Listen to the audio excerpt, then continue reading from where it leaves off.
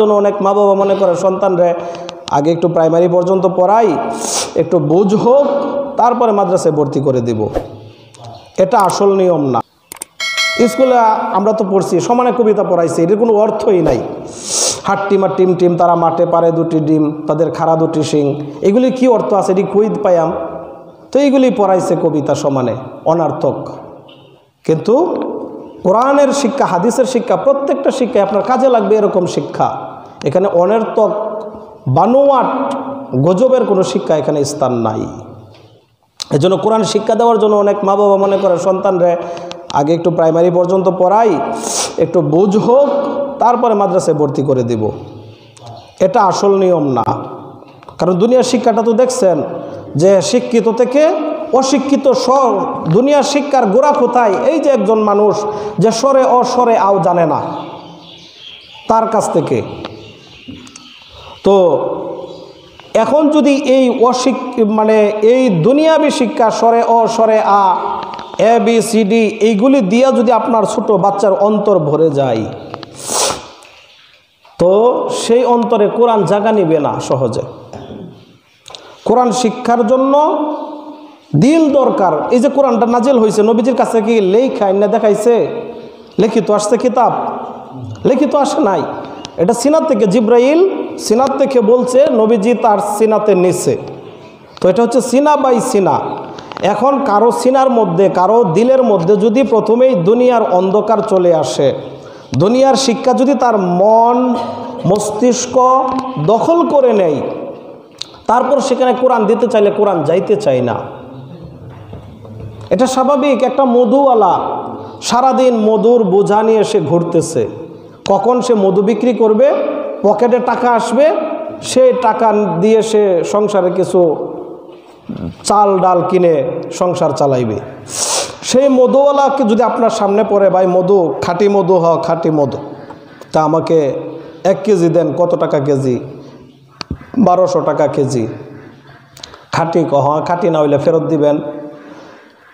তা আপনি তাড়াতাড়ি তার কাছে একটা ময়লা পাত্র নিয়ে আসছেন, একটা বাথরুমের যে বদনা নিয়ে আসেন, সে বলবে কি, ধুর মিয়া, একটা ভালোবাসন আনেন, খাঁটি মধু, একটা পরিষ্কার ভালো পাত্র আনেন। আপনি সময় নাই, আমার কাজ করতেছি, দেন এটাতেই দেন, পরে একটি আজরাইল এমনি। তো সে বলবে, ধুর মিয়া, আপনার কাছে মধুই বিক্রি করতাম না।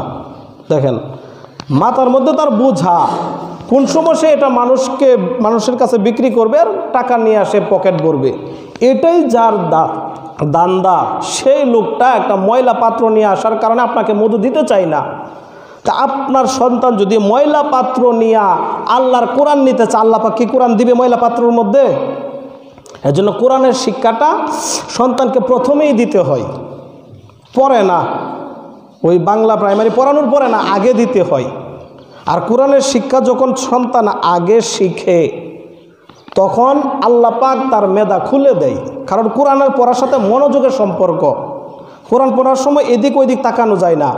আপনি দুনিয়ার যত সেক্টরে লক্ষ্য করবেন, সব সেক্টরের উন্নতি নির্ভর করে মানুষের মনোযোগের উপরে। রান্না ভালো হয় কোন সময়? বাবুর্চি যখন মনোযোগী হয়। কাজ ভালো হয় কখন? যখন শ্রমিক ভালো মন দিয়ে কাজ করে। লেখাপড়া বাচ্চার কখন ভালো হয়? যখন বাচ্চা মন দিয়ে লেখাপড়া করে। মন দিয়ে লেখাপড়া না করে সারাদিন পড়লেও এটা কাজে আসে না। তো কোরআন যে পড়ে, কোরআন পড়ার সময় পুরাটা সময়ই তার মনোযোগের প্র্যাকটিস করে। এজন্য কোরআনের যখন সে শিক্ষার্থী হয়ে যায়, তখন যে কোনো শিক্ষায় তাকে নিবেন, সে ওই মনোযোগের যে গিয়ার আছে, একবারে আপনার 4 গিয়ারের মধ্যে সে মনোযোগ তুলে দিবে। 5 গিয়ারের মধ্যে তার মনোযোগ অটোমেটিক চলে যাবে। তখন তাকে ডাক্তার বানান, ইঞ্জিনিয়ার বানান, শিক্ষক বানান, অ্যাডভোকেট বানান, যাই বানান, দেখবেন অন্যদের চাইতে সবচাইতে ভালো সে পারে। এজন্য সর্বপ্রথম আমাদের কোরআন শিখাইতে হবে।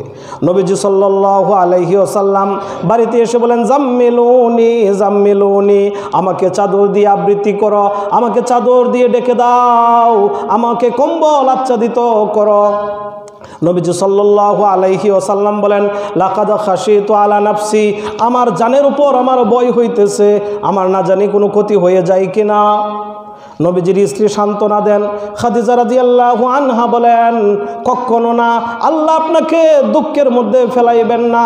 আপনি তো আত্মীয়তার সম্পর্ক ঠিক রাখেন, আত্মীয়তার সম্পর্ক রক্ষা করেন, আপনি তো অভাবীদেরকে দান খায়রাত করেন, আপনি তো ইয়েতিম অনাথদের জন্য ভালো থাকার ব্যবস্থা করেন, আপনি তো মেহমানের মেহমানদারি করেন, আল্লাহ আপনাকে কখনো হালাক করবেন না। সান্ত্বনা দেন। বিশ্বনবীকে খাদিজা রাদিয়াল্লাহু আনহা নিয়ে তার চাচাতো ভাই ওয়ারাকা ইবনে নাওফলের কাছে নিয়ে যান। ওয়ারাকা ইবনে নাওফলকে বলেন, ভাই দেখেন আপনার ভাতিজা কি বলে। ওয়ারাকা ইবনে নাওফল তখন বয়োবৃদ্ধ, দৃষ্টিশক্তি হারিয়ে ফেলেছেন। সে তখন বিশ্বনবীকে বলেন, কি দেখেছো ভাতিজা বলো। নবীজি সাল্লাল্লাহু আলাইহি ওয়াসাল্লাম হেরা গুহার সমস্ত ঘটনা ওয়ারাকা ইবনে নাওফলকে পুঙ্খানুপুঙ্খ বললেন। ওয়ারাকা ইবনে নাওফল শুনে বলল, এটা তো সেই নামুস, সেই দূত যে মুসা নবীর কাছে বানিয়ে নিয়ে আসতো। হায় আফসোস, আমি যদি সেই দিন যুবক থাকতাম, যেই দিন তোমার দেশের লোক, তোমার গোত্রের লোক তোমাকে তোমার বাবার বিটার থেকে, মক্কার জমিন থেকে তোমাকে তাড়িয়ে দিবে, তাহলে আমি আমার সর্বশক্তি দিয়ে তোমার সহযোগিতা করতাম। নবীজি বলেন, কি বলেন, আমাকে তারা তাড়িয়ে দিবে? বলে, তোমার পূর্বে যারাই এই সত্য নিয়ে আগমন করেছে তাদের সাথে তার কওমের লোকেরা এমনই আচরণ করেছে। তো ওয়ারাকা ইবনে নাওফল বলেন, আমি যদি সেই সময় বেঁচে থাকতাম তাহলে আমি তোমার জন্য আমার জীবন উৎসর্গ বাজি রেখে আমি তোমার জন্য সহযোগিতার জন্য অগ্রসর হইতাম, আমি তোমার শরীয়ত গ্রহণ করতাম। তো এর কিছুদিন পরেই ওয়ারাকা ইবনে নাওফল মারা যায় এবং নবীজি সাল্লাল্লাহু আলাইহি ওয়াসাল্লামের কাছে যে ওহী আসতো সেই ওহী আসা অল্প কিছুদিন বন্ধ থাকে। আজকে এই পর্যন্ত আলোচনা, ইনশাআল্লাহ এর